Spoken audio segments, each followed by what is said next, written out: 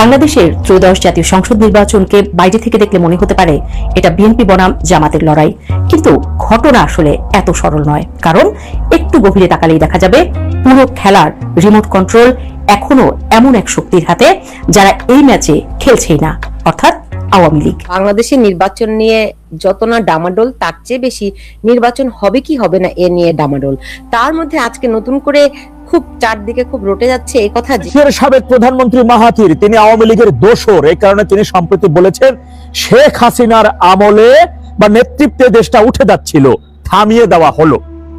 নেপালের অন্তর্বর্তীকালীন সরকার প্রধান শর্মিলা তিনিও আওয়ামী লীগের দোসর, যে কারণে তিনি বলছেন নেপালকে তো আর বাংলাদেশের মতো হতে দিতে পারি না। আসসালামু আলাইকুম দর্শক, আওয়ামী লীগ ছাড়া আগামী নির্বাচনের কোনো সম্ভাবনা নেই। আন্তর্জাতিক মহল ইউনুসকে কঠোর আলটিমেটাম দিয়েছে। রাজনৈতিক বিশ্লেষকরা বলছেন নির্বাচনকে ঘিরে রাজনৈতিক উত্তেজনা তীব্র হচ্ছে।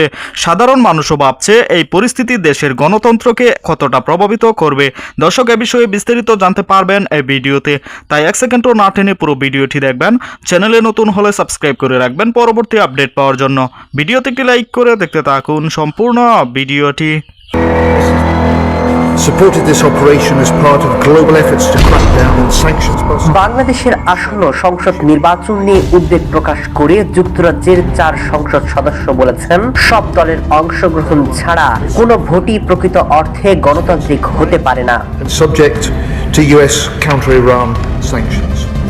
হাউস অব কমন্সের সদস্য Bob Blackman, Jim Shannon, Jack Athwal এবং ক্রিস ল এক যৌথ বিবৃতিতে বাংলাদেশের নির্বাচনকে অন্তর্ভুক্তিমূলক করার আহ্বান জানান।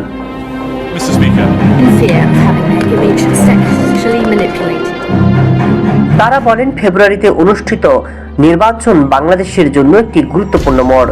এই নির্বাচন তখনই দেশের স্থিতিশীলতা এবং অগ্রগতিতে ভূমিকা রাখবে যখন তা হবে সবার অংশগ্রহণে এবং আন্তর্জাতিকভাবে গ্রহণযোগ্য।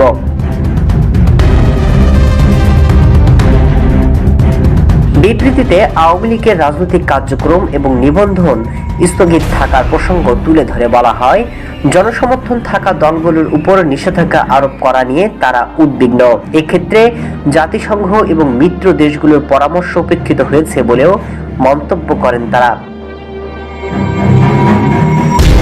4 এমপি সতর্ক করে বলেন অন্তর্ভুক্তিমূলক নির্বাচন না হলে বিপুল সংখ্যক নাগরিক ভোটাধিকার প্রয়োগ থেকে মুখ ফিরিয়ে নিতে পারেন। তারা আরো উল্লেখ করেন রাজনৈতিক বিভাজনের দায় সব দলের রয়েছে, তবে ভবিষ্যতের যে কোনো সরকারকে জনগণের সম্মতির ভিত্তিতে দেশ পরিচালনা করতে হবে। একই সাথে তারা যুক্তরাজ্য এবং আন্তর্জাতিক সম্প্রদায়কে আহ্বান জানান যেন বাংলাদেশে একটি মুক্ত সুষ্ঠু নির্বাচন নিশ্চিত করতে চাপ অব্যাহত রাখা হয়। This does not go anywhere near far enough.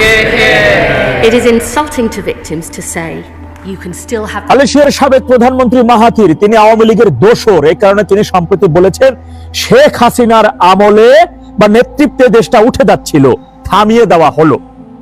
নেপালের অন্তর্বর্তীকালীন সরকার প্রধান শর্মিলা তিনিও আওয়ামী লীগের দোসর, যে কারণে তিনি বলছেন নেপালকে তো আর বাংলাদেশের মতো হতে দিতে পারি না। তাই না? আসলে কেন বলছে কথাগুলো একটু আপনাদের একটু এই বিষয়ে একটু ডিটেইলস বলি। আপনারা জানেন যে 24 আগস্ট ডেভিল ইনুস যখন সরকারে আসেন তখন কিন্তু তিনি বলছিলেন যে বিশ্বের শক্তিশালী দেশগুলো আমাদের দেশে আসবে বিনিয়োগ করার জন্য। আমরা সেই শক্তিশালী দেশগুলো সিরিয়াল দিয়ে যখন আসবে তখন আমরা তাদের বড় একটা খেলার মাঠে নিয়ে বসাইয়া আমরা তাদের আমরা সিলেক্ট করে দেবো ওই দেশ ওই দেশ ওই দেশ ওই দেশ বাংলাদেশে বিনিয়োগ করতে পারবা, আর বাকিগুলো তোমরা করতে পারবা না, যাওগা। এভাবে কিন্তু বলা হয়েছিল কথাগুলো, তাই না? এরপর আপনার ডেভিল ইনুসের অবৈধ জারজ পুত্র, এই যে আপনার বিডার যে চেয়ারম্যান আশিক, বর্তমানে এই জারজের বাচ্চা, এই জারজ সন্তান, সে অর্থনীতি নিয়ে একেবারে মানে 1 মিনিটের একটা কল, 59 সেকেন্ডের একটা কলে সিঙ্গাপুরের বিলাসী জীবন ছাইরা সে দৌড়ে এসছে এবং বাংলাদেশে এসে একটা রেকর্ড করছে। আপনারা জানেন যে বিমান থেকে প্রায় হাজার হাজার ফুট উপর থেকে সে লাফ দিচ্ছে মাটিতে। এটা একটা ইতিহাস, এটা একটা ইতিহাসের কম না। সম্প্রতি সময় আপনারা দেখেছেন যে বাংলাদেশের বিনিয়োগ সংকট 1 বছরে প্রস্তাব কমেছে 58%, অর্থাৎ বিডের দেশি বিদেশি বিনিয়োগ প্রস্তাব নিবন্ধন কমেছে 58%। দেশের ইতিহাসে সর্বনিম্ন বিনিয়োগ। ডিসেম্বর মাসে রপ্তানি কমেছে 14.25%, বাড়ছে দুশ্চিন্তা। ডিসেম্বরে মূল্যস্ফীতি আবারও বেড়ে হয়েছে 8.49%। বিসিএস তথ্য অনুযায়ী ডিসেম্বরে খাদ্য বহির্ভূত খাতে মূল্যস্ফীতি বেড়ে হয়েছে যথাক্রমে 7.31% এবং 9.13%, যা নভেম্বর 25-এ ছিল যথাক্রমে 7.37 ও 9.8%। সম্মিলিত ইসলামী ব্যাংক থেকে সরকার 10,000 কোটি টাকার ঋণ নিচ্ছে, যে সম্মিলিত ইসলামী ব্যাংক এখন চালু হইতে পারে নাই, এর মধ্যে গত 6 মাসে 60,000 কোটি টাকার ঋণ নিচ্ছে, বেশি নেয় নাই। ঠিক আছে, এখন আসেন এই টাকাগুলো কোথায় যাচ্ছে আমি আপনাদেরকে বলতেছি পর্যায়ক্রমে। আপনারা জানেন যে ডেভিল ইউনূস তিনি বলছিলেন যে বাংলাদেশের যে নতুন যে প্রজন্মগুলো আছে এরা অত্যন্ত শক্তিশালী মেধাবী, হ্যাঁ, এই প্রজন্মেরা বিদেশের নেতৃত্ব দিতে যাবে, নিজের দেশ থেকে বিদেশও যাবে, বিদেশিরা আমাদের দেশে আসবে, তো তোমাদের দেশ থেকে লোক দাও, ইয়াং জেনারেশন দাও, আমাদের দেশে দরকার, তোমাদের দেশের লোকজনের মেধা ব্যাপক, তারা অনেক মেধাবী, এরা আমাদের কাছে চাবে, তখন আমরা নির্ধারণ করব 5,000 দিব না 10,000 দেবো, তারা চাবে 1 লাখ, আমরা চিন্তা করবো আমরা কত দেব। কথাগুলো ডেভিল ইউনূস বলছিল। এটা হলো এনজিও মাফিক একটা কথা। চাপাবাজ, ধাপ্পাবাজ, সুদখোর যারা, এদের মূল চিন্তাটা মানে মূল ইনভেস্টটা কোথায় জানেন? কথা সুন্দর করে গুছাইয়ে কনভেন্স করা। এই চাপাবাজরা এগুলো করে তারা মূলত সুদের ব্যবসাটা কিভাবে করে? আপনাকে বলবে 500 টাকা দাও, এই 500 টাকা আপনাকে 2 বছর পর বা 5 মাস পরে যে 1,000 টাকা দিবে, এই 500 টাকা কি ওর পকেট থেকে দিবে নাকি 500 টাকা আরেক জায়গায় কাজে লাগাইয়া চাপার জোর দিয়া? এভাবেই তো এরপর আমরা টাকাটা মাইরে খেলে না খেলে ওটা পরের হিসাব, তাই না? হ্যাঁ, আমাদের দেশে ডেভিল ইউনূস গত 17 মাসের ব্যবধানে তার সবচেয়ে বড় সফলতা হচ্ছে ওই যেমন একটা বাটপার অর্থবহ লোক, ও কেমনে যেন সবগুলো বাটপার অর্থবহ লোকগুলো এক জায়গায় নিয়ে আসতে পারছে। এইটা সে সক্ষম হইতে পারছে। সব বাটপার বিভিন্ন জায়গা থেকে, দেখেন ও সরকারের যে 17-18টা যোজনা আছে না, রেজওয়ানা রাজাকারের বাচ্চা, মানবাধিকার সংগঠনের কয়েকটা আছে, ওই যে কি একটা গোলাপ ফুল নিয়ে যে বুড়া, আমি নাম ভুলে যাই আগে, ঠিক আছে, এই যে এইগুলোকে নিয়ে সবগুলো বাটপার টাউটার সে কেমনে যেন এক জায়গায় নিয়েছে। 17 জন বিদেশি নাগরিক, দেখছেন সব বাটপার এক জায়গায় আসছে, সব এখন সচিবালয় বড় সব বাটপার টাউটার বদমাইশ, এগুলাই আর কিছু। এইটা সে সফলভাবে করতে পারছে। বাংলাদেশের আনাচে কানাচ থেকে 71-এর স্মৃতিস্তম্ভগুলো ধ্বংস করে দিতে পারছে, কৌশলে রিসেট বাটনে চাপ 71 মুক্তিযুদ্ধের স্মৃতিগুলো মুছে ফেলার জন্য একটা গণভোটের আয়োজন করতে পারছে। বুঝছেন?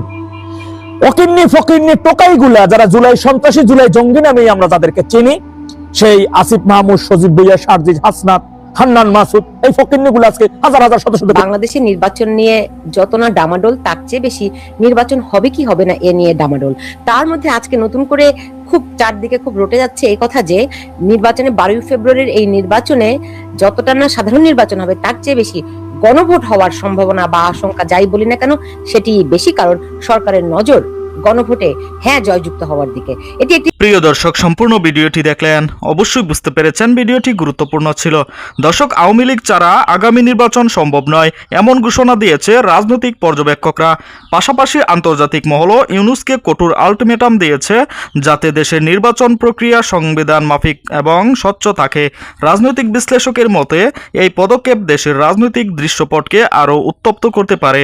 সাধারণ মানুষ উদ্বিগ্ন, আগামী নির্বাচনে দেশের গণতন্ত্র কতটা সংরক্ষিত থাকবে সরকারের দিকে সকলের নজর এবং আন্তর্জাতিক মনিটরিং বেড়ে যাচ্ছে।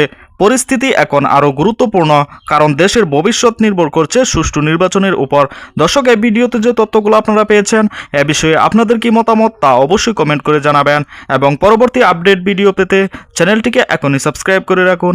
এই মুহূর্তে বিদায় নিচ্ছি, দেখা হবে পরবর্তী কোনো ভিডিওতে। সে পর্যন্ত ভালো থাকুন, সুস্থ থাকুন। আসসালামু আলাইকুম।